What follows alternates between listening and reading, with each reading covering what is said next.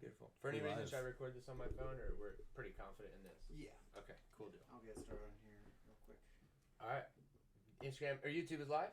Yes. Beautiful. Thank you so much. This Sweet. is Gabe, part 2. We had to do it at the home office, get some better internet connection going, so I appreciate you making time to come back through so quickly. Yes, sir. But it's crazy. We talked 2 weeks ago, and I feel like so much has changed. You've bought a new vehicle. You've been doing some new things on the channel. There were some new announcements, I guess, with the event this month. Yeah. Unfortunately, we had to cancel it, or you had to cancel it for the time being, I believe.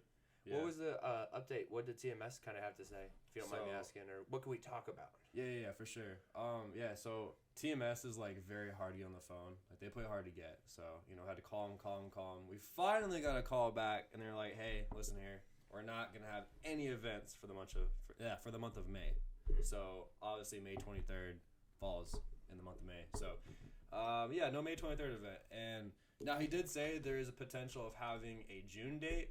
But I feel like that's still too close, to the current timeline in today's world. So, I don't know. But July 11th is on for sure.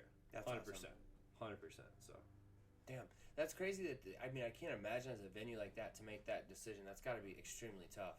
oh, yeah. I mean, I think, like, just through, that track, that infield, they probably went from a six-figure, rent income every month to zero. That's crazy.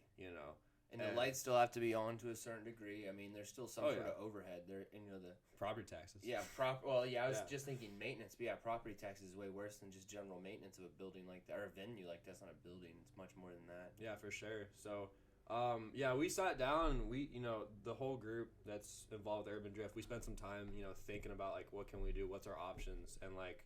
Now that we know there's a possibility of having a June date, June 13th, by the way. Not official, but could happen. Yeah. I told TMS, hey, we'd be down to have a June date, but I feel like it's still too close, like I said earlier, to, where we are with coronavirus. Can we have an event that's, 25% capacity? Like, can we do just the driving part? With that said, can we also get a huge discount? Because, fortunately, we can't talk about how much we pay TMS, but it's a lot. It's a lot of money. So, and they said, we'd be open to that, and we're kind of waiting back to hear for them. But, it's kind of where we're at on it right now. So, when was the potential month that they would maybe allow the 25% occupancy? Right. So, this is more of a joke. They didn't really say that. From what he was saying.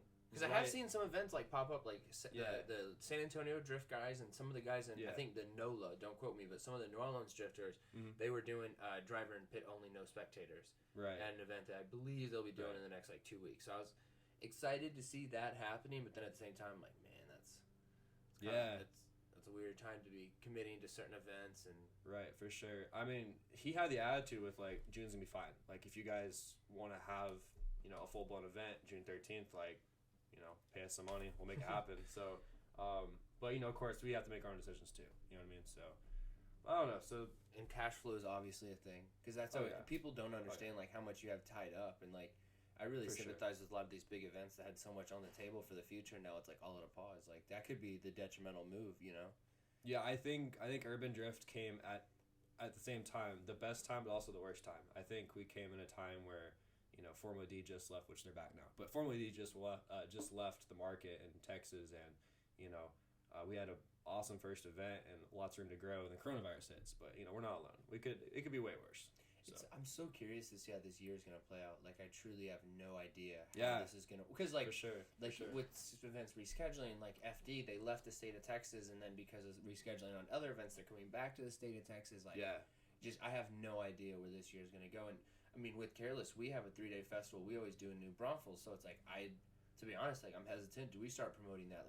Reaching out to companies that we had in mind. None of these guys have extra budget to, invest into a taco eating contest or be a top-tier sponsor. So it's, really just a hard time to do anything. For sure. It's, it's uncharted waters, right?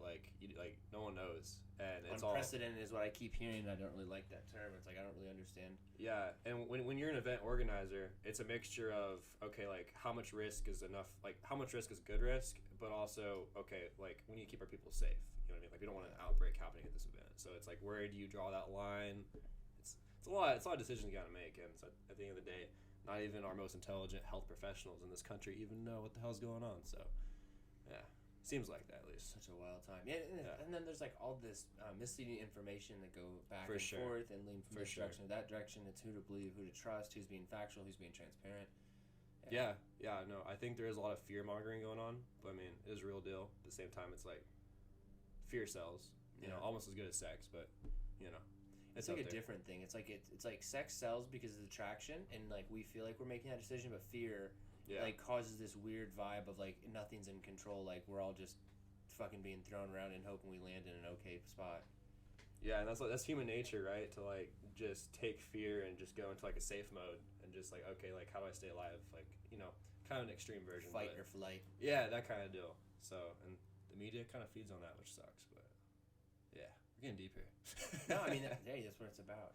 Yeah, sure. and the media does feed on that, and I think that's what gets them loyal listeners. Because I was listening to the Elon Musk, Joe Rogan interview, and I think at one point towards the end, Joe Rogan asked Elon, he's like, who is a credible news source? Like, who can you trust?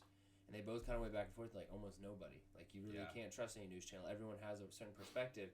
And where it even came down to at the end of their kind of conversation with that was, like, you can only trust, like, certain reporters. You can't trust a whole news company, entity, newspaper. Like, it's just, it's so rare because when you have that big of a brand, you know, you can start to kind of control human behavior. It's like certain people start to abuse that power fairly quickly. Yeah, and it comes down to with news sites. I mean, they get paid for clicks. I mean, right? It's like the same way YouTube works. That's why clickbait is such a big deal on YouTube. Clickbait is also the same way in the media world. So Somebody posted a meme, and I wish I could credit who said it, but I don't even know who created it. But it was like the joke was these people on these beaches need to quit wearing the same outfit or something, and it was like the New York Times, like two credible news sources were like, Los Angeles beaches completely swarmed, and then like somebody else was like, all the beaches on the East Coast are completely swarmed. It was like the same photo. So clearly they were trying to run the same style article with content from the same location, because it was like all the same people in two different shots were all wearing the same outfit. It was like me, you, and Griffin all wearing these same clothes. It's like, how are we in the beach in California and also in the beach on the East Coast? So it's clear a lot of these media companies are getting pretty lazy, pretty sloppy, and like, yeah, man.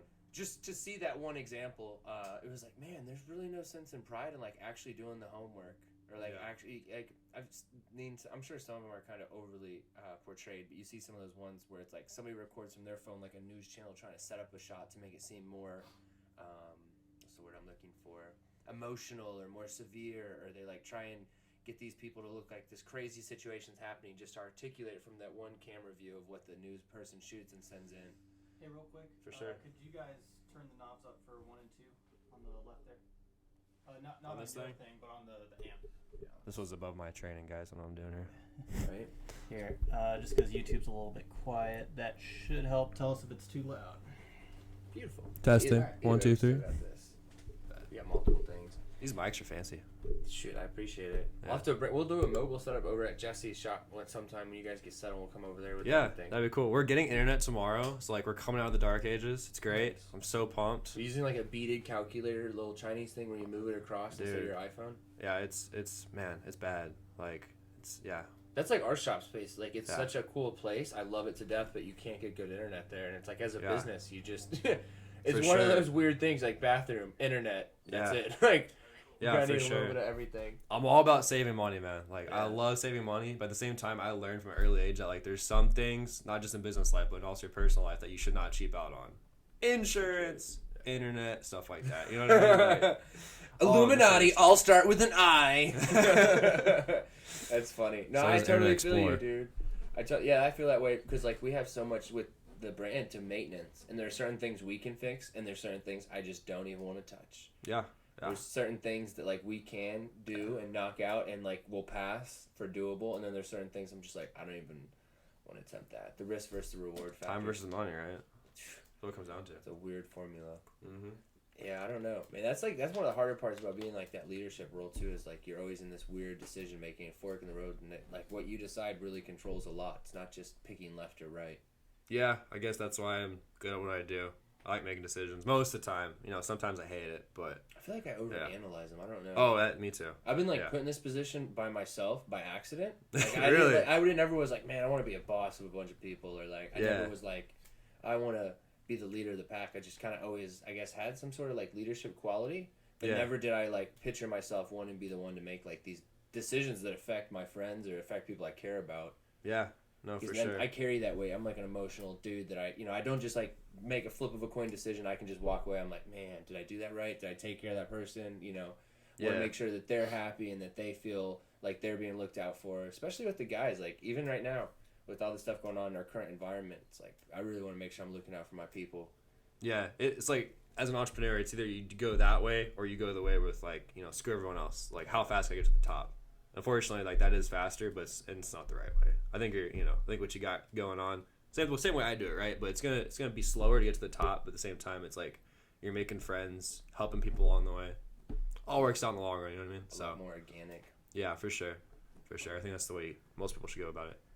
That's the way everyone should go about it, in my opinion. So, but I was gonna say, with like small business stuff, have you been able to take advantage of any like the small business loans with the COVID situation? Dude, yeah. Like I had to like spend some time and like research on it because like I applied for it once through SBA.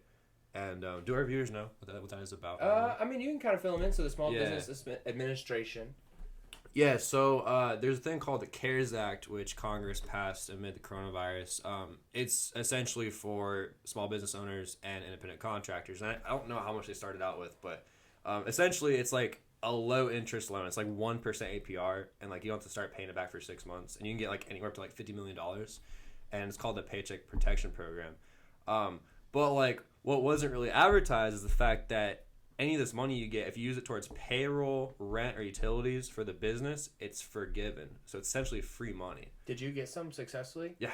Okay. Yeah. No, it worked out great. How long ago did you get that, if you mind me asking? Because I applied multiple times and never got anything. This was probably like 2-3 weeks ago, I would say.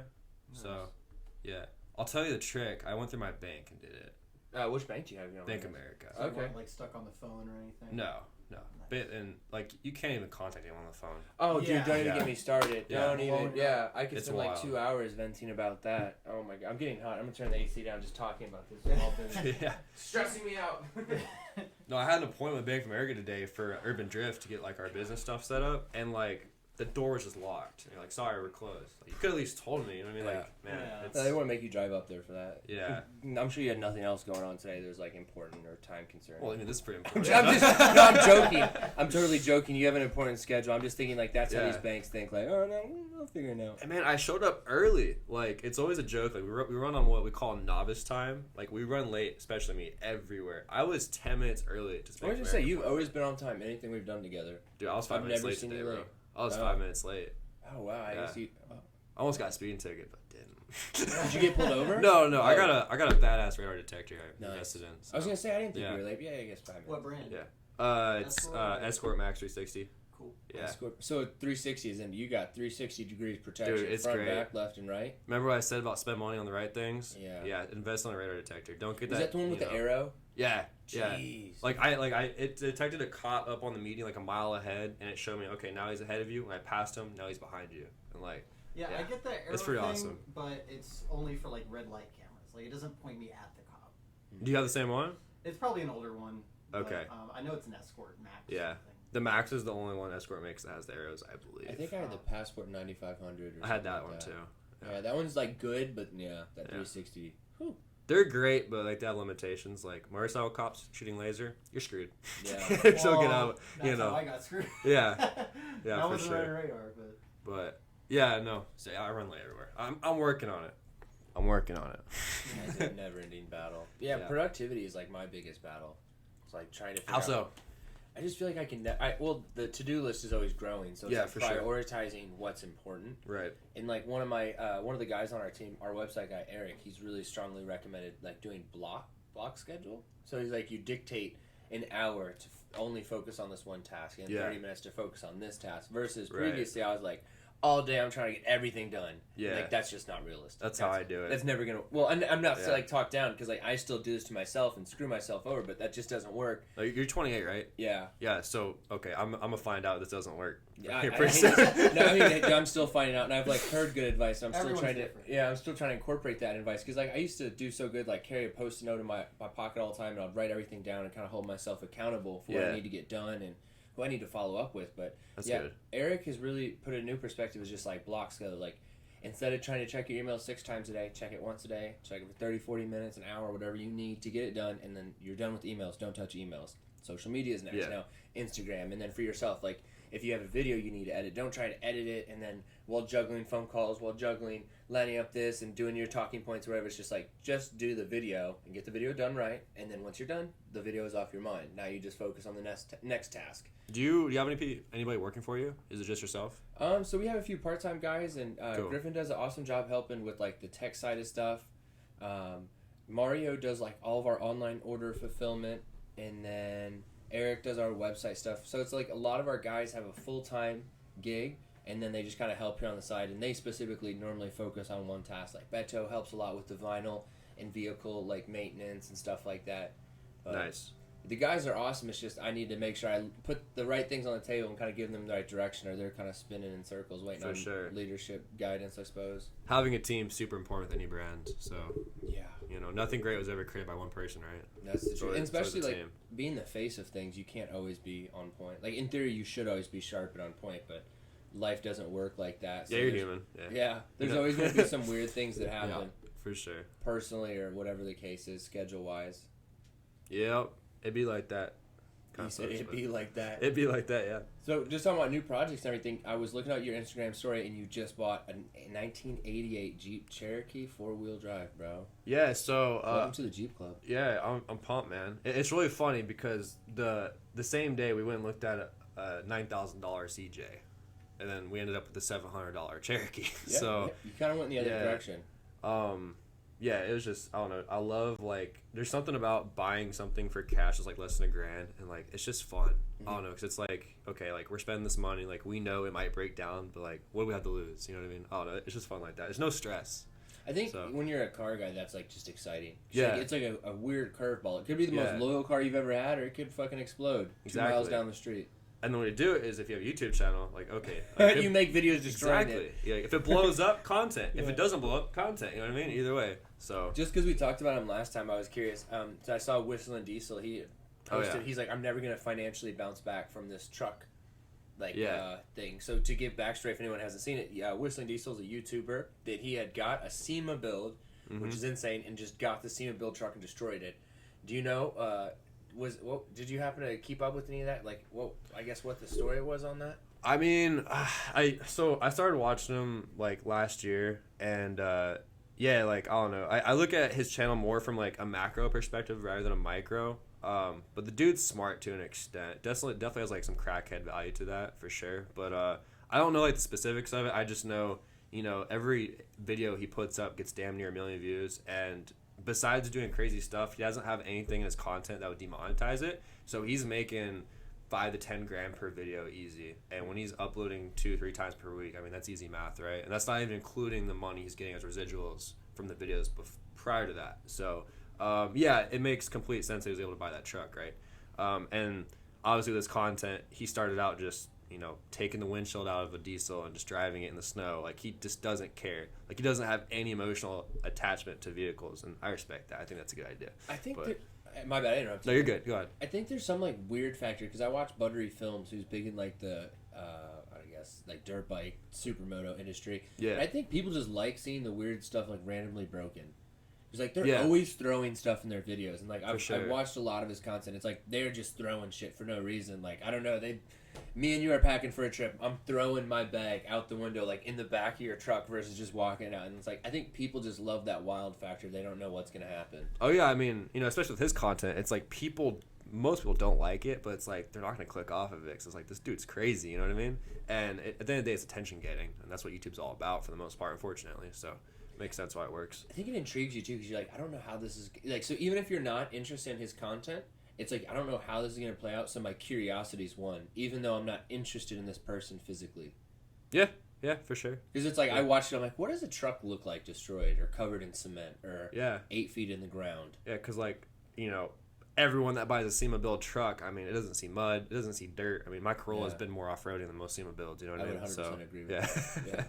The true story. It's spent more time at Texas Motor Speedway than probably all those cars have in an actual track. And then you got this crazy dude that's like, you know, young, and he's got a $100,000 truck, and next thing you know, he's filling it with what, 10,000 pounds of concrete in the bed. Like, he did a bunch of wild stuff. Yeah. Yeah, I get why it works, man. Like, and he has that personality to make it tie it all together. So, I will say he obviously planned out the destruction of that truck.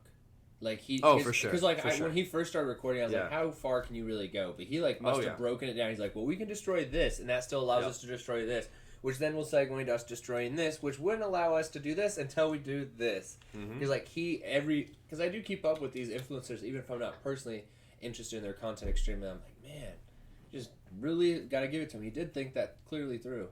Yeah, I agree. He's intelligent to an extent. So.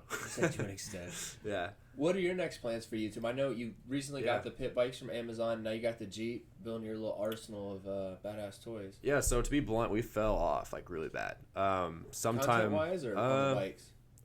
No, content-wise. On the bikes too, Zach. Yeah. Yeah, no. No, sometime last year, like, our views just started dropping. I don't think it's anything we necessarily did. It's just that's the YouTube algorithm moves on to new stuff. So we are trying to, like, reinvent the channel. And, like, we're trying new things and we're taking risks. And part of that is YouTube is promoting videos that are longer and, like, over 10 minutes. And one day, me and Chris sat down in our office and we made a chart and, like, picked the top 10 YouTubers that we know. Whistle Diesel is one of them. And we, like, broke down, like, every single channel. Like, okay, like, how long is their video? Do they have, like, this specific format? And, like, we just looked at all this data. And this new format we're trying, like, no one's doing it on the automotive side of YouTube. It's, like, a 5-minute vlog, essentially. So, it's kind of going against what YouTube promotes. But I think if, like, we just have, like, the persistence to keep it going, I think it might work. I have something. Mother, are you going to say something? The phone just said 20%. Might need a cord. Might need a plug. Okay. It's on life support. I apologize. There should be one by the keys in the kitchen right next to this thing. I was going to show Gabe something. And also, like, I know that YouTube focuses a lot on watch time. I think it was around like 2012 or 2013. They changed the algorithm to be less focused on clicks because of clickbait and more focused on watch time. Right. But then that destroyed high quality short videos. A lot of like animation YouTubers, for example, were taking big hits because they work, hours and hours and hours on like a 2-minute clip. Yeah. For sure. And I might be stupid doing it this way. We're going to find out, No such thing. No such thing. He said I may be stupid doing it. Yeah. Maybe stupid. I may be doing everything wrong in life and I'm still here. Facts.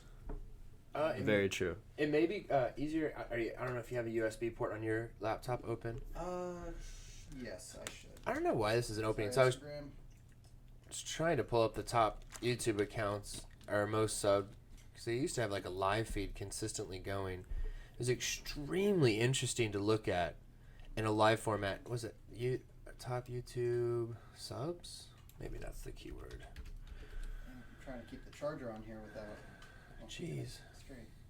All right. Well, I'm not doing a great job finding it, but it was specifically when PewDiePie and T-Series they were going back and forth. Yeah, I remember those live streams. Yeah. I was really keeping up with it, and it's extremely interesting just seeing some of the top accounts and like where they're at. Top YouTube subscribers.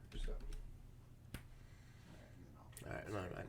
Yeah, it was interesting. It was like WWE was on there. Like Dude Perfect was in like the top 5 or so, and it's just extremely interesting to see some of those like analytics of like who really is on top because there are some people on there I didn't expect. Yeah. Oh yeah, for sure. There's definitely a large population of like foreign YouTubers. Like there are like Spanish gaming YouTubers that we don't even know about, but they have tens of millions of subscribers. It's crazy. 100%. I don't think people know like these YouTubers are making all this money and they're top 10. They don't know like how serious they take YouTube. Like they have a whole team surrounding them. You know what I mean? Like managers, editors, producers. It's a huge business. Oh yeah. I think a huge business. You try to make it seem like a small team.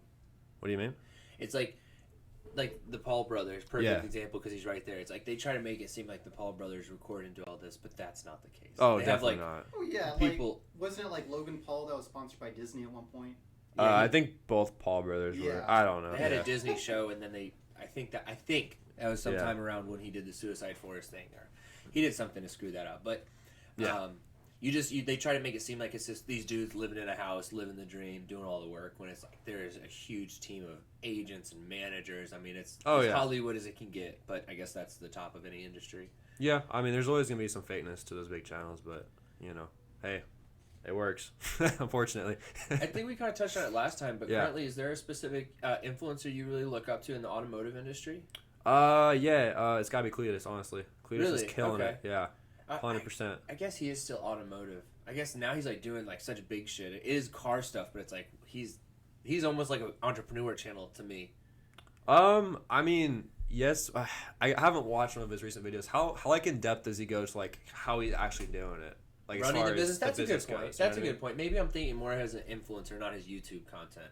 Yeah, because like I'm curious. Like, all right, the two guys. Oh my gosh, I'm forgetting their names. What's their names? John blank here. He James and oh boy. Somewhere the sea. You're talking about the two guys he works in the shop with? Y'all can tell I watch a ton of YouTube. Someone in the comments like, how do you not know? Right? Anyways, like hey, shout out Meat Space. He says I'm president. Mr. Meat Space here. Heck yeah. President, not president. Did I say president? I think you did. I think I said maybe president. I misheard. Why did I think of Meat Spin when I read Meat Space? Do y'all understand that reference? Meat what? Meat Spin.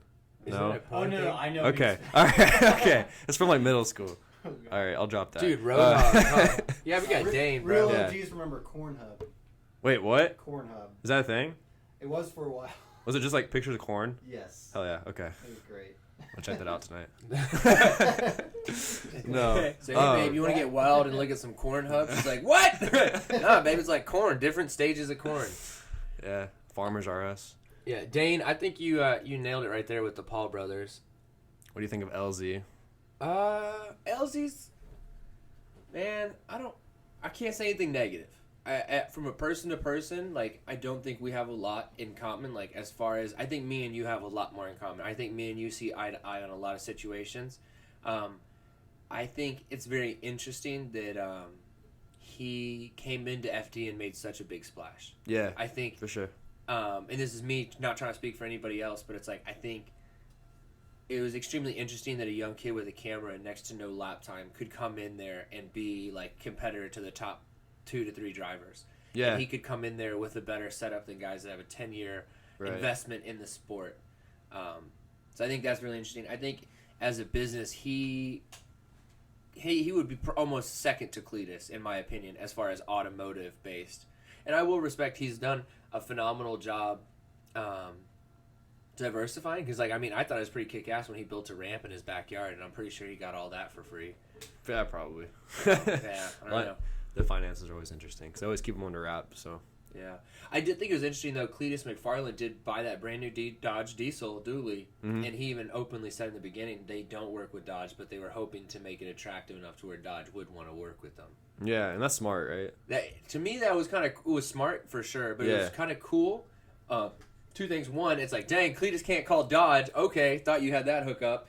And then 2, it's like, it's cool to see him taking a swing. Like, he's putting the investment in that, and I can see it working out. It's like the same way he did Mountain Dew, right? Like, he started promoting Mountain Dew from an early stage, and, like, eventually Mountain Dew was like, damn, this guy's giving us all his free exposure. All right, like, yeah, let's throw him some money, you know? Like, I wonder how much Mountain Dew gives him. I have no idea, man. A lot of bald eagles. Or a lot of fucking diabetes. Something. And shoot some cavities. That's interesting. That stuff works, though. Like, you walk in Jesse's shop, not saying they left Cletus, but, like, everyone's drinking Mountain Dew. Don't know if it's correlated, but, like, you know, you see a lot of car guys drinking Mountain Dew now, you know what I mean? And I know, obviously, the Jesse's Garage, all these homies are super cool, so I'm not saying, like, that they're trying to emulate, but I think there is some sort of weird, like, you see someone it gives them association, I guess. Like, almost by them sipping it, maybe they feel like they're a part of the show, where it's like, no, you 100%. see Cletus, but I guess it's almost weird to think that that's how we think. Yeah, I'm not trying to say we're all sheep, but I could see myself doing that too. Like, if I had a famous comedian and he was like, "Yo, I love this style pizza," I would probably be like, "Oh, I'm gonna try that fucking that pepperoni, pineapple, bacon, whatever."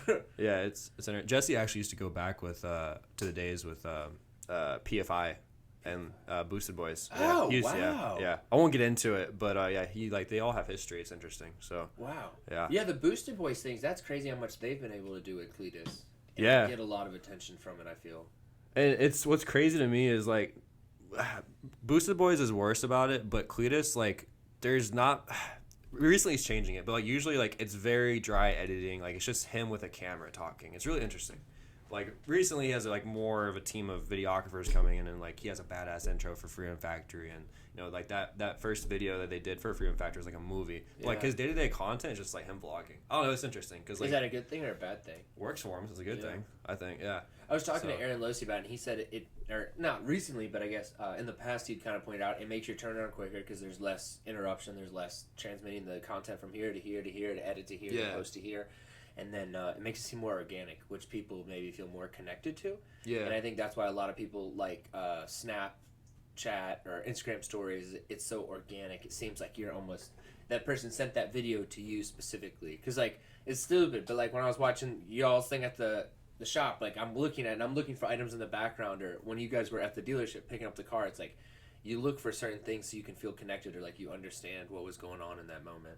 Yeah, no, I think it's intriguing how it all works together. So yeah, and it's also like I've talked to influencers, like people that have much more of a following than any of us, but it's like they talk about when other people come up to them and they think they know them, but they've never met. It's because the person watches their content and like kind of sees your house, kind of sees your boyfriend girlfriend is like understands your friends, understands your common traits, and it's like because of that they think that they know your your habits, I guess. And so like I guess just because they're so used to watching their content, they feel like they built a bond although you've never met, and that's like extremely creepy. Yeah, it can be, right? Like I don't know, but then again, like those YouTubers are like choosing to put themselves out there. I mean, it takes a lot of like confidence to do that.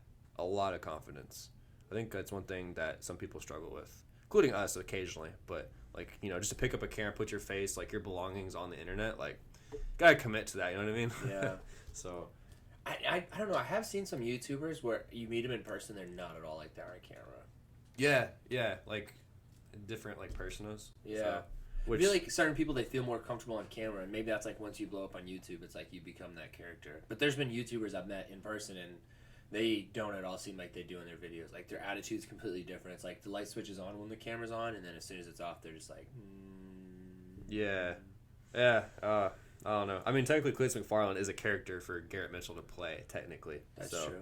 Which is interesting. But it's, I don't know. I've never met the dude in person, because every time I've gone to Cletus in cars, he has like a freaking 3-hour line to meet him. It's like, nah. You know what I mean? I got lucky. I kind of met him before he got super crazy. Like, that was like right when he was building Ruby, the Corvette thing, like, right when all that was popping off. He came here for Streetcar Takeover. I think it was like 2017. Yeah. And he was definitely like blown up, but his Cletus brand was not near what it is now. But you're very right. Like his name is Garrett Mitchell. Yeah. Okay. Yeah. That is a good point because his real name's not at all. Yeah. You gonna post his address in the comment section. That's funny. Nah. But yeah, I know. I want to meet him. He's cool for show. He definitely. Intelligent content creator for sure. So I always tell Chris, like Chris my partner, he's always a marketing genius. So Cletus is 100%.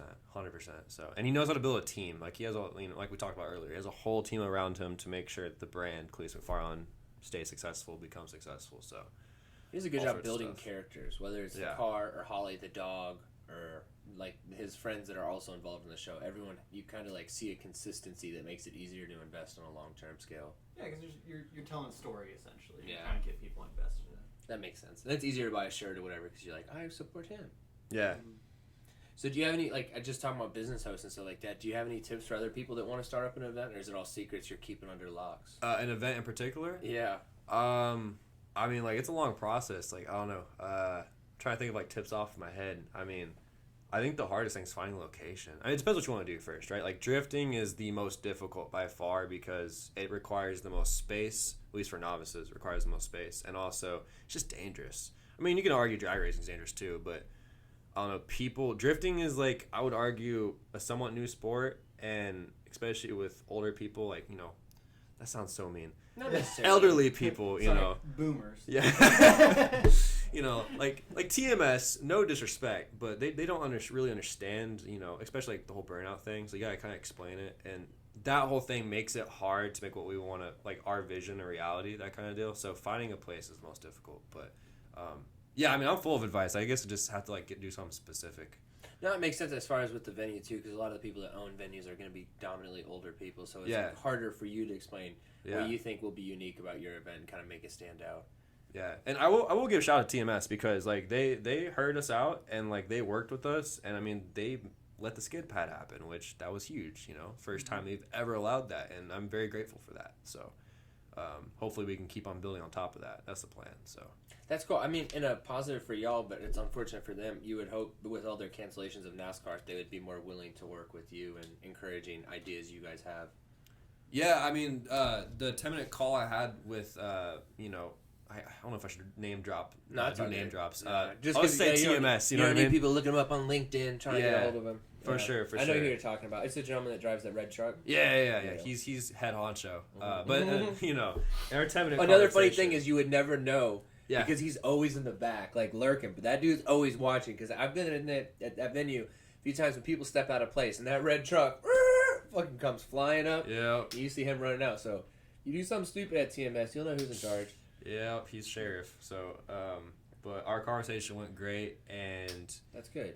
It just was all around good vibes. The biggest thing we had with the event was we were getting yelled at for drivers warming up their tires, which that's called tire scrubbing, and other events such as Lone Star that go to TMS, it's perfectly fine for them. But someone made a bad call on TMS's end and told my staff, which weren't really communicating correctly, turned into a huge miscommunication shit show. And I brought that up to TMS, and he was like, "What are you talking about? That's fine." So it's dude, you know what I mean?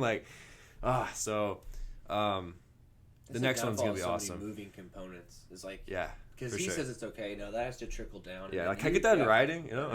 So there's a mass email chain going. Yeah, but as far as starting up a new event, it takes a team. It takes a team for sure. I mean, because you're not the online part, the planning part you can do theoretically all by yourself. But when it comes to the day of, I had me and my partner Chris. We were the ones in charge besides TMS, and it was hard. I mean, we couldn't do it again. As far as us two running it with expected growth. So you have to have a team for sure, and you need people that are good under stress, have experience with that particular venue or loyalty. At least the sport, loyalty. Yeah, exactly. All these leadership characteristics, you need those on your team. So that's probably the biggest thing I've learned so far. So that's awesome. Yeah, faux show. Now we need to lock in. We need to lock in our little Crown Vic project. But would you consider going out to Clearson Cars when he does his event in November? Dude, we were. It's side factor right? If everything is fine by now. Yeah. No, for sure. Or by then.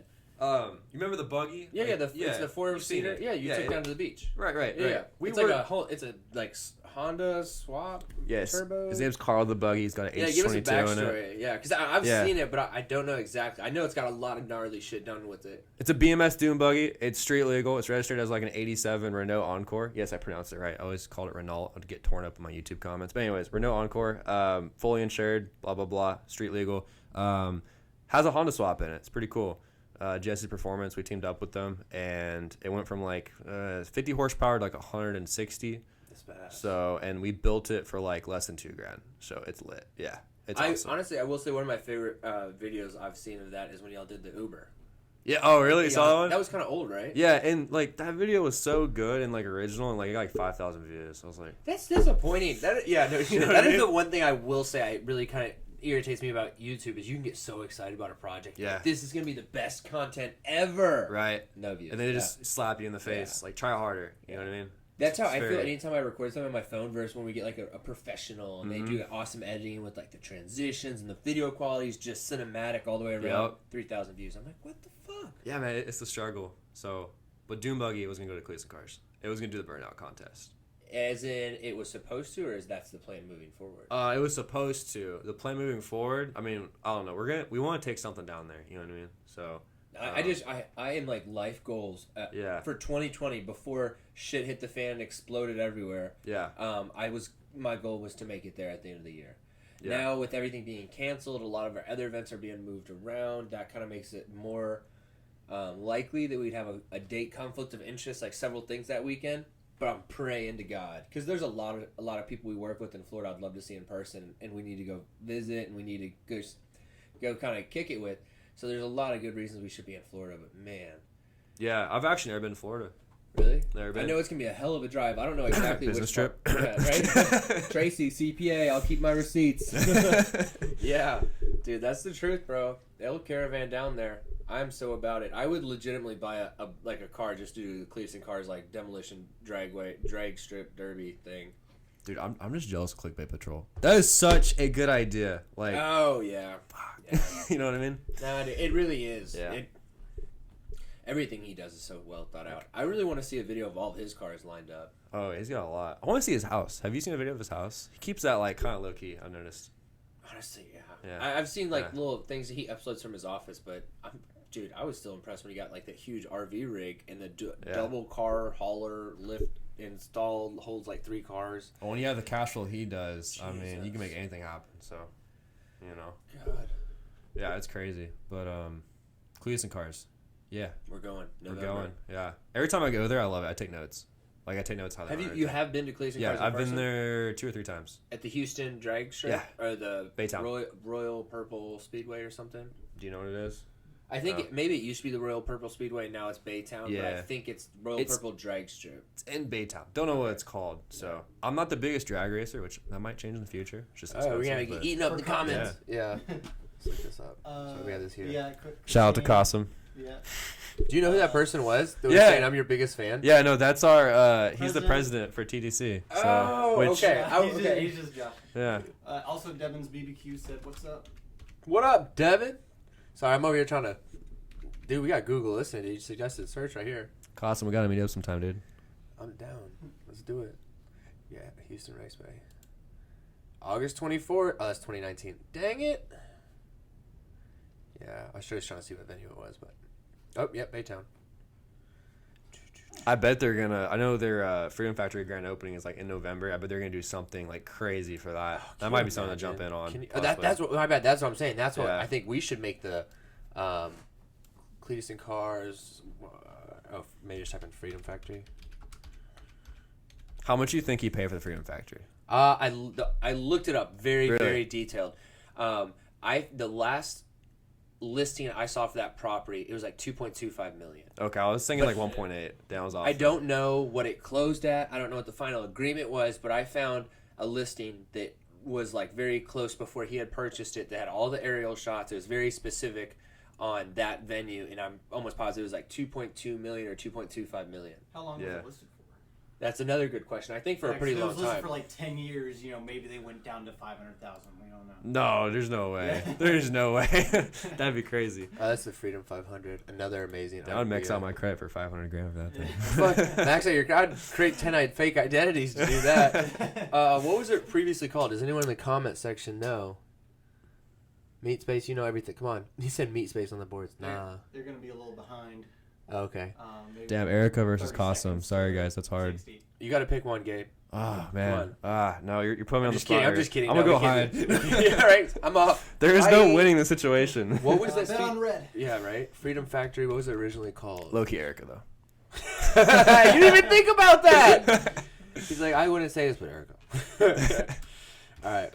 He has a Wikipedia page or some shit. I don't know how big it is. It's probably got a Wikipedia page. I tried to get a Wikipedia Amazing page. It's stuff, not by as the way. easier. I know someone died there too. Oh, that's kind of why it got shut It's down. formerly DeSoto Speedway. That's right, DeSoto. Which it's on the freaking sign. I should know that. Yeah. It's like when you walk in. So. That's basically it. What? Never mind. Okay. Okay, now. Have you seen the news interview with Cletus? Oh yeah, he's like Dude. mullet and all. Oh my gosh. He's got like the cut sleeves on. Dude, he looks so clean on camera, but he makes an effort on any kind of like news broadcast to like look complete white trash. I love it. It's great. It's great. Yeah, it's a good move for sure. Mullets are for people who don't like their hair being long, but they want to have the style. Like, yeah, I guess you would know, right? Yeah. I guess you would know for sure. Dude, I could never have long hair. You know, quarantine had me growing a mullet, but I was like, nah, I can't be like Cletus. I gotta be different. There's a picture you were just talking about too. Yeah, Evan, your hair was pretty long. Oh, dude, it was getting gnarly. It was getting bad. And he like shaved it back to 2012. Yeah, dude, I went to like my middle school days. My mom wasn't feeling it, but sorry, mom. It's a phase. All right, it's all gonna be back to normal. Man, I really wish I could find that article. I'll send it to you just out of curiosity, because maybe this is it actually. No, that's not it. Dang it. We were kicking around the idea the other day of like buying like a newer warehouse to like do drift stuff in. I don't know, we're just thinking about it, like brainstorming. Like, I don't know, that's a whole rabbit hole in itself. because there's no places in DFW to go drifting besides TMS or what was Mineral Wells. So, God, that's the saddest thing ever. Rip Mineral Wells. Okay, hold on. Here we go. Oh, that's not it. Man. All right, this is getting difficult. No one knows. I'm sure you could go in tax records in Florida and see exactly how much you paid for it, but right? Yeah, you probably do that. I need to creep on this. Yeah. So I was gonna say, dude, I was watching the mini bike video. Speaking of the Cletus McFarland having the muscle shirt, were you guys specifically trying to match on the muscle shirts, or like? No. That was coincidence. Yeah, no, actually, that's. I kind of thought that was like a trend. No. I was like, is there something I'm missing here? Because it looked like at least like 2 or 3 of y'all had the same muscle shirt on. I didn't even think about that till just now. Sun's out, guns out, dude. Yeah, like I think the only thing we say that like he says like brother. And the occasional hell yeah, brother. But, you know, nothing wrong with that. He trademarked that too damn early. No, we could be like, was it LeBron James trying to do that with Taco Tuesday? Oh yes, right here, 2.3 million sale price, 63.27 acres. Literally right as I was about to give up. They could have negotiated a little bit, but yeah, they paid $2 million for it, easy. So. Oh, every bit of $2 million. Yeah, but the thing is, man, like their YouTube channel, like that probably brings in. I'd have to do some rough math, but probably that exact same amount a year at least. You think? At least. Oh yeah, like they are making bank off YouTube for sure, and that's not even including merchandise or brand deals, you know, anything like that. So, and like Cletus himself said in a video, like before Freedom Factory, their overhead was like cheap. I mean, you know, there's 3 guys on the channel and a shop that like I think they shared. I was just gonna say they rent it from somebody else, or they bought they split the building. Jeremy, right? Something like that. I don't want to say incorrectly, but yeah. I have seen they like openly talk about like splitting it, which is props to them, even smarter. Yeah. Less overhead and more room to grow. Yeah, for sure. But. I mean, that's the only thing that's keeping us alive right now is as a brand, we don't have a lot of front expenses. Like obviously there's running expenses and stuff to go with it, but we don't have like a storefront, or our warehouse is not over the top and like, you know, just a bunch of extra. Yeah, like, this is smart. You know, you got like a home office. Smart. Yeah, except my mental sanity is not non-existent. But no, it works. I'm very thankful to be in the position I am, no question. I really, really am excited to like finally have that space. Yeah. But yeah, this is what's keeping us alive right now. So I should be more thankful for that. Yeah. The fact that we don't have this huge warehouse space to be worried about. Hey, count your blessings, man. So. Yeah, amen. Remember, free 99's away. What about that? Until I get that 2.3 mil. Yeah. That's a lot of money. That's. Yeah. I don't know what to say. Yeah. It's a lot of money. I wonder, and another thing, I guess I'd be curious, because I know they had a lot of things left at the venue. I'd be curious if they almost paid more than that because of all the stuff that was left there, or if all the stuff that he got with it was a part of this original agreement as well. Because remember, there's a bunch of like vehicles left there and certain tools. And I feel like they got a pretty good deal on it, because at the end of the day, like I don't think that property was necessarily in high demand, because, I mean, at face value, it's going to take a lot of money to fix that place up. And Cletus has a special situation with his, you know, business. Obviously, they make money just recording stuff. And that's very true. That is very true. I mean, he's probably already made $250,000 just on the videos and making of the Freedom Factory. So what point are you going to buy Tex Motor Speedway? Oh, that's boy. my question. Oh, boy. How much did it cost TMS? Or how much did it cost the company to build TMS? Like, I think it was like... I don't want to just say a number. I want to say like 25 million. I want to say. I would say more, but it's also was in the 90s, I imagine. Yeah, I bet it's on Wikipedia. Just put in Tex Motor Speedway Wikipedia. It might show up in the box somewhere, right? I want to say 25. I feel like I'm way off. 25 million to build. No, I was way off. Wow. In 1990s, this is like crazy.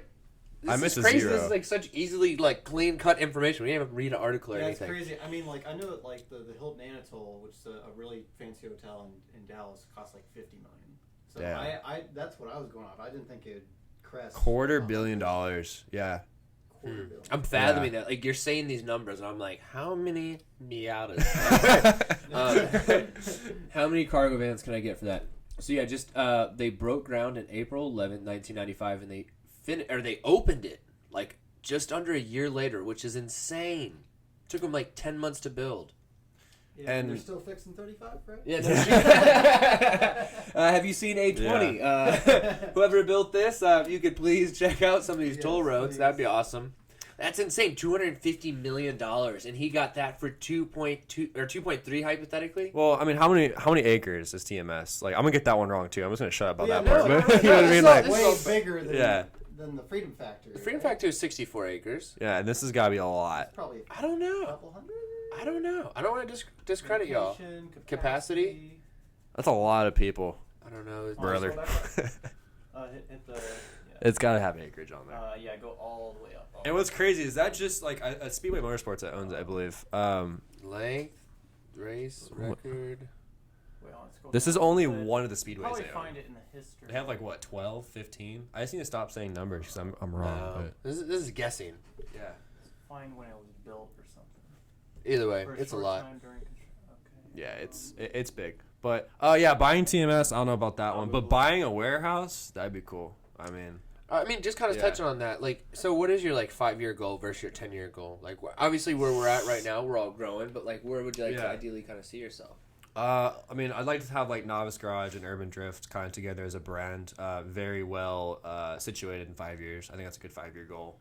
Like more consistent. You're less like ground because like investing. You're not having to put money in your own pocket. It's like self-sustainable. Yeah, like I think like 1 million subscribers and have Urban Drift like it's already 4 times a year. I would like to expand to more locations than just TMS. I think like having an event every month would be cool, but like not all at the same place. Yeah. So like something like that would work into my 5-year plan.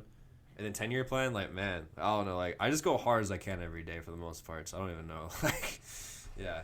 I don't know. Okay, thank you.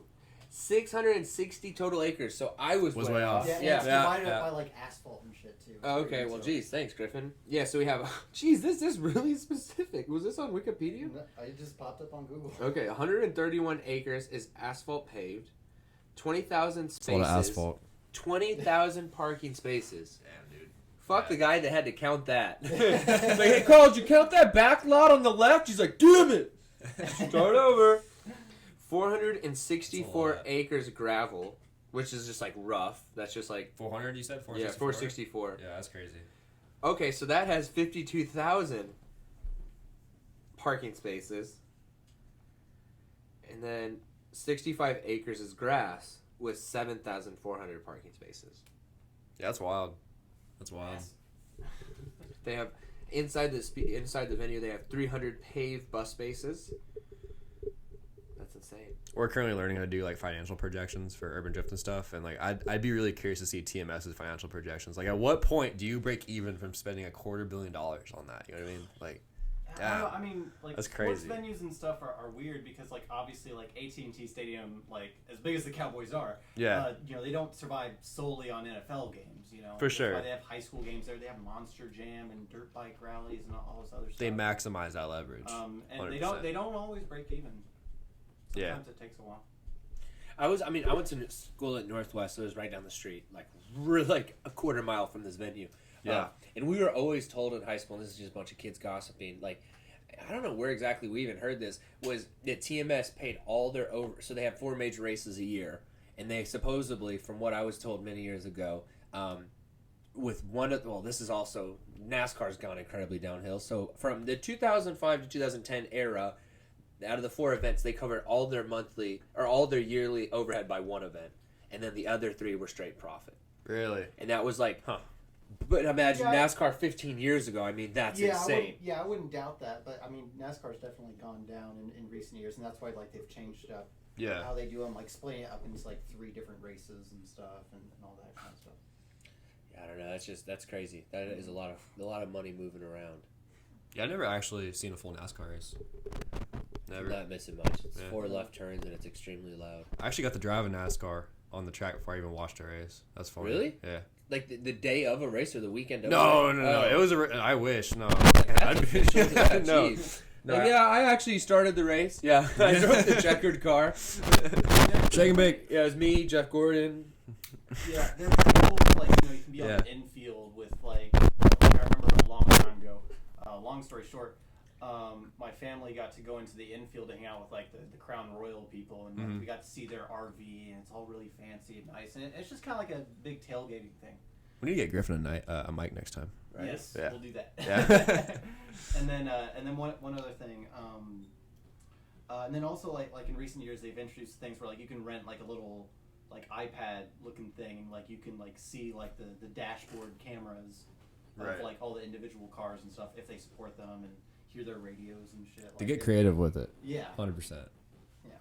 Yeah, it's honestly. So I was watching a lot of content trying to go into depth on like electronic racing or electric car racing. I don't know. RC car racing? No, not RC. It's electric race cars. So like remote Indy controlled? cars, like an Indy car with electric motor. That's a video idea, not IndyCar, but that's a video idea. Formula E, yeah. Formula E is insane. That's the thing, Formula E. So it's literally like a single seat race car, just like IndyCar, but it's all electric, and then that's like someone still drives it though, right? Yeah. Okay, I was thinking it was remote controlled or something. No, I apologize, I wasn't explaining it right. So it's the cars they look almost identical, but you don't hear a thing almost. It's like electric whining. It sounds like no exhaust with a bunch of superchargers. Yeah, but it's crazy. Like what he was saying with the tablet thing, it's insane. I'm trying to like touch on everything that they were explaining. Like, there's going to be certain parts of the track that if they go over, it's like those games we played as a kid. It boosts you up. You get more power because you hit that point of, like, the farther point of the track. Really? Or there's going to be fan-based interactions, like, where you can tune in live and then vote for your favorite driver. And they would either get extra battery life or a boost in power, or they would get some sort of advantage in the middle of the race. Like, is this already a thing? Yes, they're testing it overseas. It's been out for a few years. I'm not sure. It's like they've already had, like, full-on races and everything? Yeah. Really? Yeah. That's great. That's the future. It's over in Europe, in, like... That's crazy. Yeah, it's insane if you really look into it. You know, Elon Musk is just like foaming at the mouth at that. You know, it's like, right. Dude, that dude's insane. Again, going back to you said the Elon thing. Yeah. He was this kind of put in perspective. He was talking on Joe Rogan. He's like, I was thinking about building myself a custom house, and he's like, I just get too carried away with it, so I'd rather invest my time into like getting us to Mars and like building this Neuralink and like just working on my projects. He's like, I pretty much what he's kind of saying to break it down in my interpretation. He's like, if I build this house, I would spend all my time focusing on making my house cool, and I'd rather make the world cool. And that's like why he's selling all of his shit and just like focusing on his work. Yeah, no, that's good intentions at face value for sure. So one thing that really he said that stuck with me recently, because I have heard people like somebody was trying to like throw shade like, oh, he tries to do all these absurd, crazy things, and he tries to do things that are so far out and physically impossible. Yeah. And I think what he said to counter argue that, he's like, my job or my goal is to make the world better. So it's like I may not be able to create a planet or that's a sustainable living system on Mars, but if I can get the first 3 steps done and then the next generation takes us the final 5 steps or whatever, then that's him doing his part. He's not just doing it for the credit, essentially. Yeah, and it that's just cool. really it was like cool. He's like, he's really thinking big picture, and like where a lot of people are like, you can't live on Mars, maybe not in our lifetime, but you know, if he builds the ship that gets you to Mars, and then his kid or that next generation builds the home that you can live on Mars, then yeah, we could be living on Mars. As crazy, as crazy as that is, and I don't know, even with the solar panel stuff, like I originally, wasn't sure about Tesla and some of the stuff they're doing, and I could go on a whole nother rant about that, but yeah, for sure. I think what he's doing with Tesla is really admirable because I mean, fossil fuels are going to run out, and they ruin the ozone, so all that good stuff. I think he's doing something good with Tesla for sure. So now we don't know about like the hazardous part of disposing of wrecked Teslas and whatnot, but okay, so that is a whole nother factor is the economic, what was it? I forgot the term I heard because I was environmental. Well, yeah, environmental. It's like the economic displacement, I think was the term they used, because essentially what they're saying is a wealthy couple would get a tax incentive to buy a Tesla because it's energy efficient. Well, a broke couple, I'm just gonna say couples, like a married couple, they couldn't afford a Tesla because they're living paycheck to paycheck. Well, the rich couple that could afford the Tesla anyways is going to get a tax incentive, which is going to cut off their expensive baller house. And then meanwhile, the places they're getting and conducting this power is going to be in the lower income neighborhood. So essentially, the car is going to be built for the rich person that they get a discount, while the lower end couple is going to be in the community that's right next to the power plant. And then when the car and the batteries are all worthless, it's going to go back to the low income neighborhood. So it's like the higher income is getting all the plus and the benefits. And then the same thing with the emissions. That's going to help the nicer income neighborhoods where all these electric cars are driving around. But where does the pollution now go? The place that has to build the energy to drive the cars. Yeah. And that's not going to be in the Beverly Hills. That's going to be in the lower income areas. I guess the Model 3 was like Elon's stab at like some of that, I guess, in a way. I don't know too much about it. I thought that was interesting because it's not all white picket fence. There's always pros and cons, right? Yeah. Yeah. And that was like one of the things I heard that argument. I was like, man, maybe this Tesla thing's not as good as we think. Yeah. But then when I heard him kind of go into, he's like, I'm not going to make this perfect. And I don't know, that really resonated with me. It's like you could pick flaws at anything, and he's even saying like, this isn't perfect, but the best thing I can do is try and create what I can while I'm here, and then it's up to the next generation to maybe pick up that ball and run it further down the field. Yeah. It's funny we're on the topic of Tesla. Last year, one of our content ideas was to buy like a wrecked Copart Tesla and just make a rat rod out of it. Do it. Yeah, it was a lot of money. Do it. So what does a Copart Tesla go for previously? So we were looking at Model S's. It was you really looked into this. Yeah, no, like we had a plan down, and like I'd have to finance it, which is sketchy. Oh yeah. It was like I was gonna buy a car, so it was either like, all right, buy a daily or buy a freaking Tesla, right? Wasn't that YouTuber dude? He's like a clean cut kind of tech guy that like made a whole channel just rebuilding Teslas. African American dude, older dude, like really like rich rebuilds. Yes, pops that's up. it. Yeah, yes, because that's a whole nother interesting weird thing. So so Griffin's over. He pulled up. Was it Copart.com? We're looking at Model X 3. Yeah, where's these prices at? The used Tesla market's interesting. You gotta scroll over to the right a little bit. You said the used Tesla market is interesting.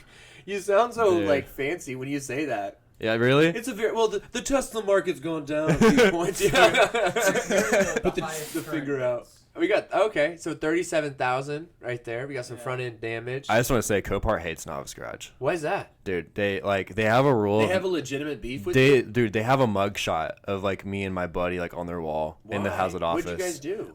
We filmed. We're not supposed to. They're like, you can't film here. Like, bet. We're still gonna film.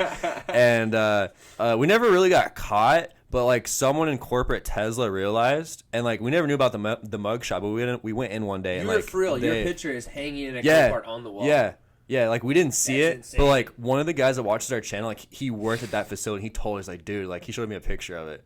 He's like, bro, like you have like a mug shot on the wall, and like they recognized us last time. Hold on, is it a good photo? How's my hair? Yeah.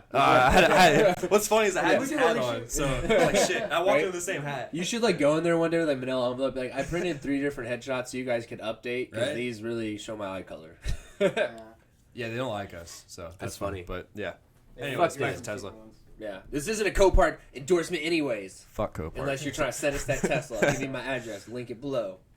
No, low-key, we're trying to get in our Copart car. Yeah, some of these are a little less. I can go over to the next page. No, you're good. This gives you an idea. And, like, I mean, these aren't closed-out bids, so that kind of makes it harder as well. So when we were looking at doing this project, we were looking at Model S's. Model 3s are, like, you don't save much money. Because the idea of a salvage rebuilt car, you get that money off, right? Because you can no longer sell as a clean title, so you're saving a certain percentage, like 30% usually. Teslas aren't like that because they're Tesla, you know? And you can't buy, because like the rich builds or whatever, you can't buy the parts. It wasn't that part of it? It's like if Apple were to make a freaking car, it's a Tesla. Same thing. You're not allowed to fix it yourself. No. Fuck that. Which, if you're rich and you got that cush, you don't care. You know, money. You're like, I don't want to fix this. Yeah. You just want to jump in and have something that works. I get it, you know? But see, there's some very cheap examples here. Like under 5,000. Well, see, these are an auction. So, I wonder if it's like eBay where you can filter out sold listings. I'm sure you can. It's been a minute since I've been on Copart, but yeah, same here. Where do you like to find some of your car finds? Is that like Craigslist, Marketplace? Now let's face it, Marketplace. Really? Marketplace is going to kill Craigslist. RIP Craigslist, 100%. Yeah. How is Craigslist? Yeah, how does Craigslist even live? They don't have ads. Yeah, so their whole business model is it's free, and then the whole reason why they're successful is it's free, right? It's free for private listings, but as soon as like you want to like sell a car. Like, there's certain things that they charge money for. If you're a dealership, you're paying like $5 per listing. Now, if you want to sell a car, it's $5. And if you're at a fucking dealership and you post a Camry under everything that's like labeled Civic, fuck you. Fuck you. Yeah. Yes. Fuck you if you're posting your $10,000 Buick sedan in the under $2,000 budget, because I hate that shit when you're trying to find like. Yep, and they'll put the freaking down payment too. Oh God, fuck you. Yeah, when they put like 1, 2, 3, 4. Yeah, it's not $1,224 or $34. Yep. Yeah, I hate that. Yep, agree. You guys are scammers, and you're ruining Craigslist shopping. Yep, 100%. Fuck dealerships, fuck Copart. Facebook funny. Marketplace. Really? Yeah. All right, good. I need to stop cursing, but sorry. No, our boss isn't here. So no 5 Mile? 5 Mile. I'm just kidding. I feel like 5 Mile and Off Rep are kind of like, rip-offs of Facebook Marketplace. Like, they still work, but like, is it really worth the time? You know what I mean? Like, I don't know.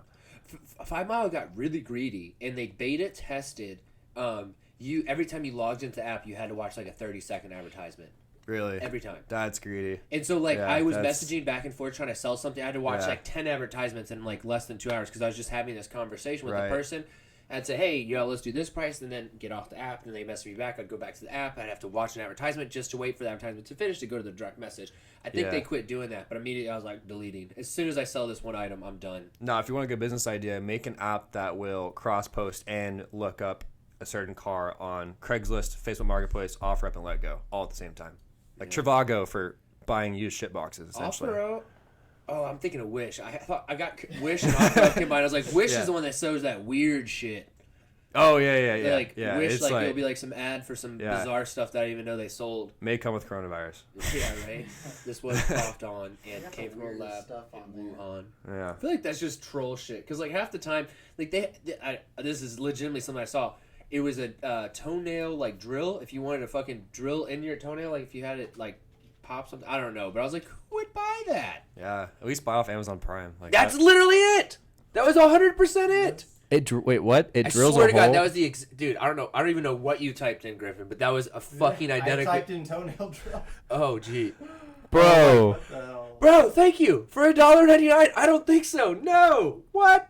I mean, what? That's pretty cheap. It's kind of showing up on the screen. I mean, dude, those are some nasty looking toes. You think they would invest in like a foot model or something? Yeah. Like, This was a royalty-free image. They got that eczema, you know.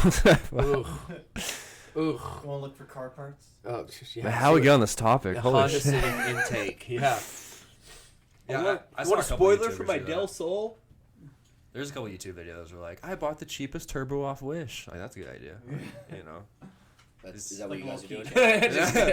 Now that you mention it. No, I don't want to sign up. No, do not put your email in that. You'll get some weird ads. But they have 30-day returns and secure payments. Yeah. Please don't leave, Griffin. Buyers guaranteed. That's funny. There's probably let's do Reddit.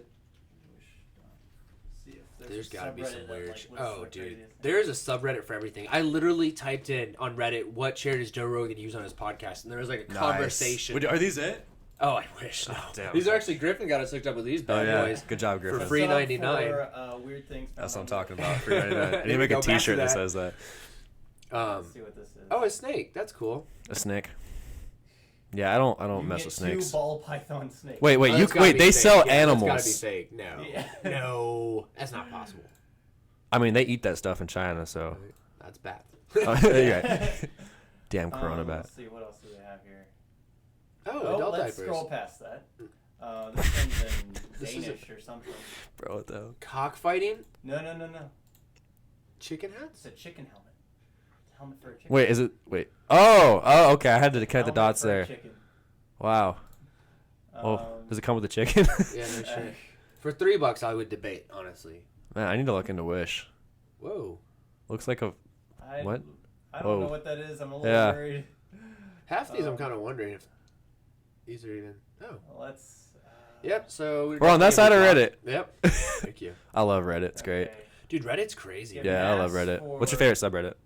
That's a very specific question. Yeah. Like when you said that, my mind went to all like the stupid, inappropriate ones people share you, and you like literally look up. You're like, is this real? Mm-hmm. So I don't know if I have a real one. Yeah. I will say Reddit's just so interesting because it's like a black hole of the internet. And I know that seems like a vague description, but it's like Reddit is weirder than Google. Did you ever find that rabbit hole stuff? Like you find a link and like they make a joke and like it's another link to another subreddit. Have you ever found one of those? No. Okay, yeah. I haven't spent, I guess, enough time on it's there. weird. Yeah. This Birds is, with arms. Birds with arms. Is this your favorite, Griffin? No. There's just one I remember. Yeah, I just want to. Oh well. So yeah, birds with arms. Dude, that I guess that'd be on a Clea shirt. Yeah. I could see a Trump supporter having that. 100%. Says Trump 2020. Yeah. Nothing like a bald eagle with some 22s. Yeah, no, it's just a subreddit. Get around, pussy. To birds with arms. There is a subreddit for everything. And Man, people got some free time, dude. Dude, I literally we were talking about because I think maybe it wasn't me and you. It was like we were talking about podcast studios. Like, oh, I bet you Joe Rogan has the nicest chairs. And I was like, I wonder which chairs he uses. And we like tried to watch a video where you could see in the background to look him up, couldn't look him up. And I was like, I wonder if Reddit. Yeah. A little Reddit search. Yeah. Hit that. Yeah. Because someone else had the same question. Oh yeah, for sure. And 100%. they like put links with prices and like comparing shit. I'm like, that's crazy. Yeah. I love Ask Reddit.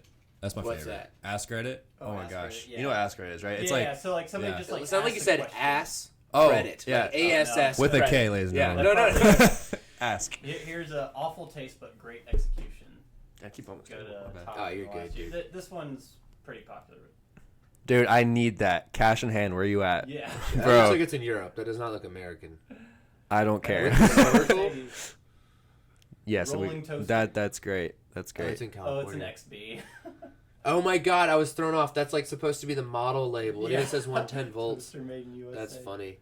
This is the kind of content I strive for. Like, I would This buy is that. a plague mask made out of a old monitor. Spanish flu part 2, boys. Oh shit, dude. Okay. All right, Evan, I got a question for you. What you got? If money was not an issue, what business would you start right now? Besides Kareless. 'Cause I know you got that entrepreneur spirit. That's so. a really good question. I've always had a weird draw. I wanted to own a taco shop, but like that's not like that. Taco shop is like, I would like to do it small and simplistic. I want like the hole in the wall, like just barely past the taco cart, not into restaurant, very low seating space, very simple, like get up and go, kind of like Fuel City, but more like. Are you a chef? Southern. I did work in restaurants for a very long time. Makes sense. Okay, there's that connection. Specifically did like a lot of offsite catering and banquet stuff. So like the big bulk orders and like that stuff. I just always loved it. I love that style of food. I think it's like cool because it's not financially high end, but like it's an experience. There's like some sort of FOMO with street tacos. But honestly, so you said not Kareless, and then tacos just doesn't like. It's not like that big crazy dream, you know. I'm just picking at your brains here. I'm curious. That's like my realistic one. And another kind of weird thing about me, and just laughs at me a lot. I've always collected menus from taco shops anywhere I go, because like I keep thinking one day when I open mine, I'm gonna have like all my R&D done. So I have, Collecting like, what? to go menus from taco shops. To go minis? Menus. Like, menus. Yeah, oh, yeah. So I got like, you. have Okay. like all these ideas and Yeah. stuff. Like I probably am not. I talk too fast. So like yeah, the Kareless taco shop's always been a thing, and That'd be cool. I don't know, with the getting a lot more excited about podcasts, like I want to kind of do like a new age radio station of sorts. Obviously radio is kind of dead, so I use radio as like a reference term. Yeah, like Kareless Entertainment or Kareless TV I think has a lot of potential. Yeah, I look at companies like the Chive, and I don't say this to talk down, this is just my understanding, I just don't understand what makes the Chive unique. Chive on is an attractive phrase, but no one knows the backstory of the Chive or where the inspiration come from. They do a lot of cool stuff with like the military, which is awesome. Yeah. That's patriotic, and they always have attractive females, you know, posting with the flag and like little side boob action. So like that is like, if you were to say the Chive, what is the Chive? That's like what people think, but no one really knows. So like, what are Chive's like top competitors? I'm not too familiar with Chive. I don't even know. I really don't know. It seems like it's some frat boy's idea that's just blown up. But like I've gone to a lot of bars where they have Chive TV. And essentially, the Chive will send you as a restaurant like a little DirecTV type chip. You plug it in their TV, and now they have Chive TV 24/7, and they'll show video clips that they own the royalties to, and then they'll sell advertisement stuff, and it's like this weird business. And I always thought that we could do something similar, because with Chive TV, it'll be like some kid snowboarding and he hits his nuts, or some girl jumping on a trampoline and she falls off the edge or something. So it's like with Kareless, we could do the bike videos and the car videos and the funny content of me and you and the drag racing and that stuff. And I think we could do some similar formula where we could send some sort of like little DirecTV style chip, or like the Amazon Prime or the Amazon Stick. You just plug in the USB port, and that's like the satellite right there. There's no plugs or cables. It's funny you mentioned that. I saw Whistling Diesel. His content was on Chive. I saw Really? That. Yeah. Yeah, like he made a attractive clip that they used, or he like worked with them. I just saw it on social media. People were like at bars and like tagging him. And, That's like, crazy. Yeah, I'm sure they got like whole videos. I don't know if they like. I'd be interested to see the finances behind that, but. But yeah, no, isn't that interesting though? Because like all they do is like to this dive bar, they send them a flat screen TV, a mount, and a cable. Plug it in. And as soon as they plug it in, that's multiplying their views and then their audience, and they paid probably $400 on that little TV and the freaking wall mount, and now they have a whole nother place of distribution. I mean, people's time-consuming content is going to go nowhere but up. Yeah, that's true. Yeah, it's pretty solid. So I hope that's a good answer. But like, it kind of coincides with where Kareless is at, and I think it's a direction we're already kind of going, but it's like in a bigger area. But what about yourself? What would your business of choice be? Honestly, like fresh start, all the money in the world. I think I'd like want to make an app or something. That's badass. Yeah, I think so.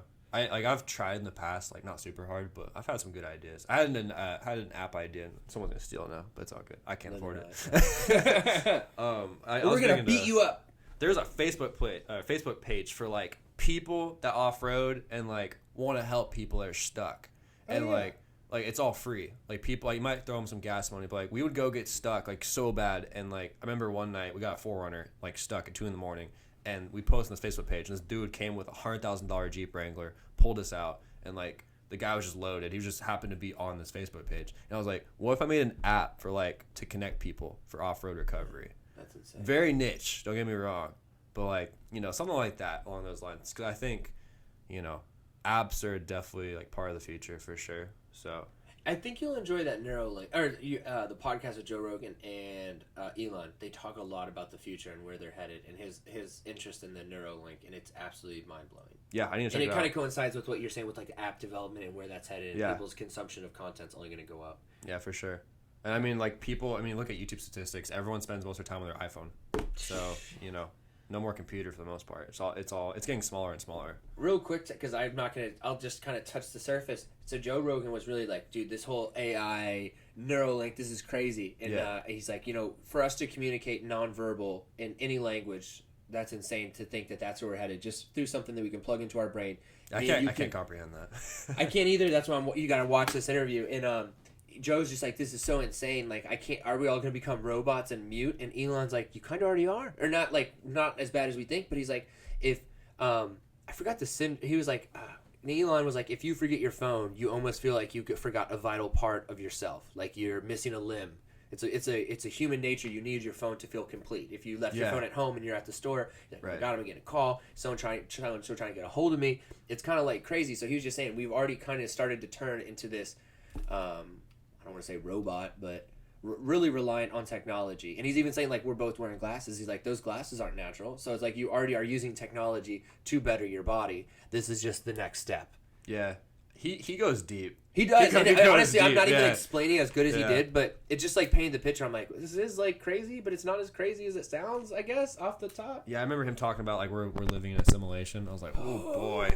Like, I can begin to grasp like the surface. I of just what want to he's like trying get to a drink explain. and like an alcoholic drink, just like disappear into myself. I'm like, I don't know where we're headed. I feel like I think too much intelligence is kind of like bad sometimes. Crazy. I don't know. I feel like you start like thinking too deep about things. It's like, all right, I need to stop thinking about this. I feel like he does that way too much. I don't know. Joe or Elon? Elon. I mean, I don't know. I don't think he views it as a bad thing though. One thing I will say, as I really noticed, because you said you watched the first podcast with him and Joe Rogan.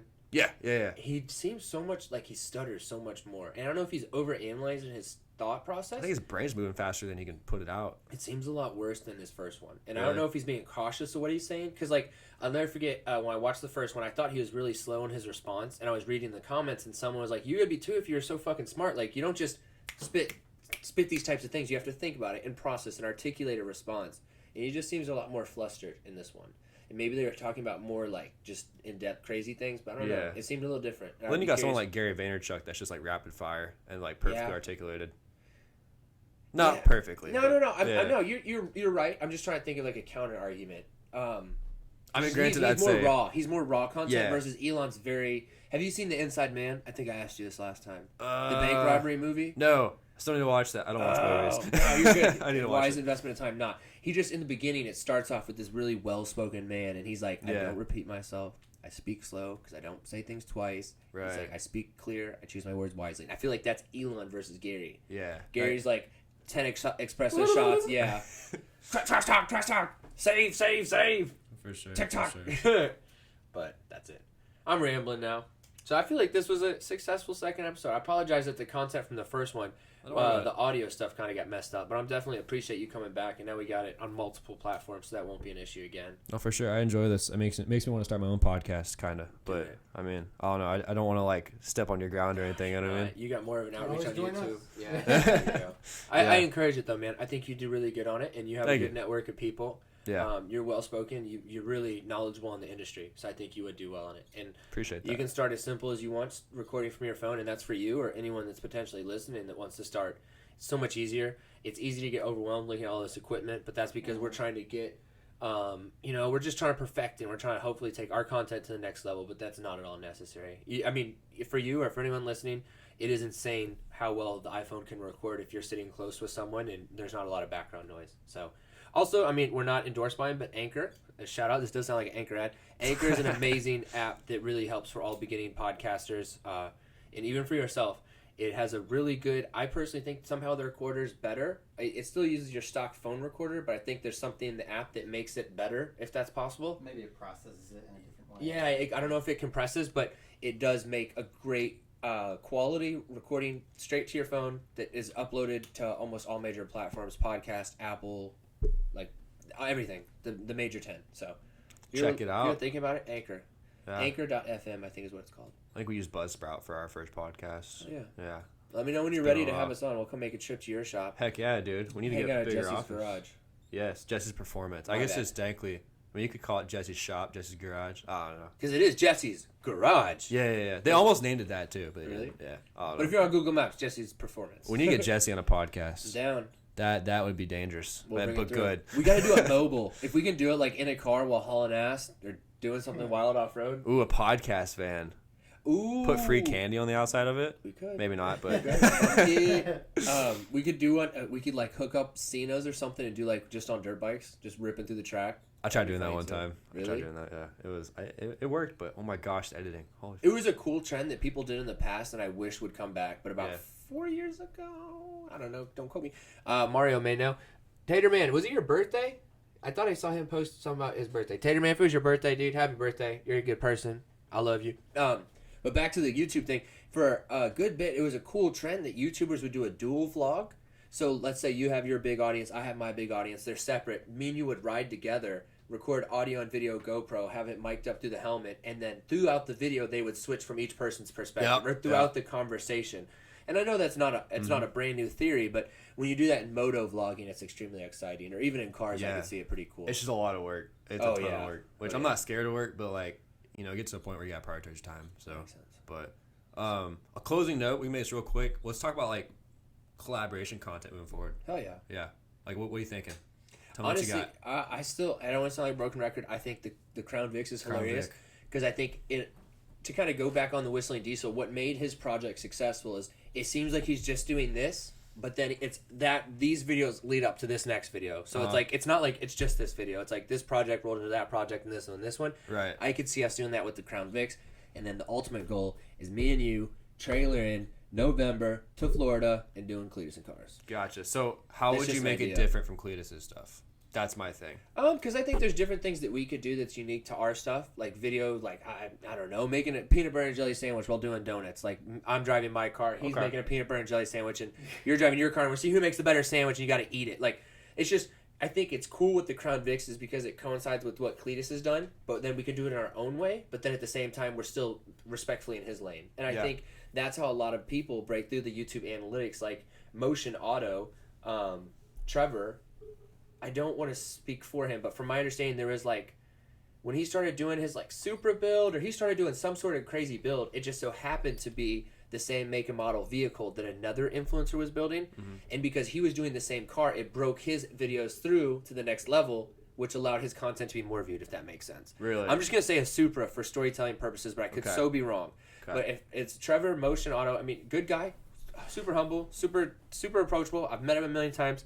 Really badass dude. But he was making content and just wasn't getting the outreach. I think he just happened to start doing something with this certain build, and it was the same vehicle that this other big channel was using. And so he started becoming that, oh, you watch Hoonigan's Supra build, now suggested search.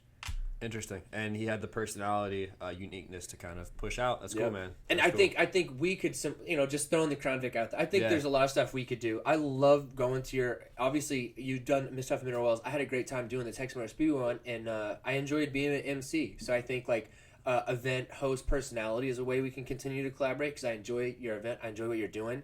And it's so easy for me to be on the mic and express that enjoyment because of how I feel about what you're doing. Yeah. So that makes it easier for me to be like, I think that's a good way. We've already collaborated. But I think doing some sort of build-off would be funny. Maybe we start with a pit bike. Maybe we start, I love the Colemans, the little Coleman gas-powered bikes, the non-suspension. They're kind of called like the farm bikes or whatever. Yeah. It's pretty much like a generator between your feet. I think that would be cool too. A lot more entry-level. You're talking maybe less than 500. But I'm obsessed with the Crown Vic idea. Yeah. So those are two things. I think a build-off, maybe a Coleman, and then maybe some sort of fun competitive thing.